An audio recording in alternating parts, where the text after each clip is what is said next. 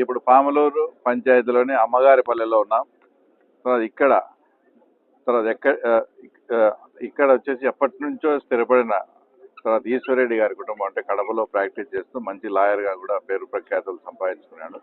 ఆయన కుటుంబము, ఆయన ఇద్దరు తమ్ముళ్ళు, వాళ్ళ సోదరులు, అలాగే దాదాపు అంతా 10 కుటుంబాలు ఈరోజు మా తెలుగుదేశం పార్టీలో చేరడం మేము అందరం కూడా మనస్ఫూర్తిగా ఆయనకు స్వాగతం పలుకుతూ ఉన్నాం. ఈ మధ్య గడిచిన ఒక నెల నుంచి కూడా అనేకమైనటువంటి చేరికలు ఓన్లీ మన వేంపల్లి మండలం నుంచే.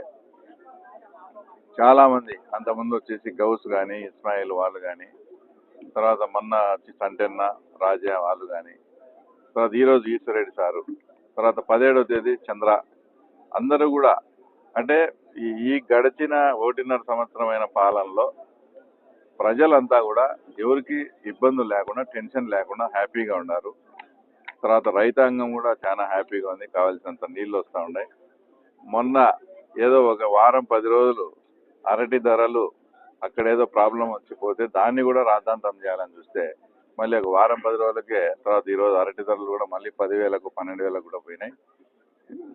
తల్లికి వందనం, అంతకుముందు జగన్మోహన్ రెడ్డి చెప్పినట్లు కాకుండా ఎంతమంది ఉంటే పిల్లలకు అంతమందికి స్త్రీశక్తి ద్వారా, తర్వాత ఆర్టీసీలో ఆ తర్వాత ఉచితము, తర్వాత గ్యాస్ పథకాలు, ఇవన్నీ చూసి చాలా ప్రశాంతమైన పీస్ఫుల్గా ఆ తర్వాత ఎవరి బ్రతుకు వాళ్ళు బతికే పరిస్థితులు ఆంధ్రప్రదేశ్లో ఉన్నాయి.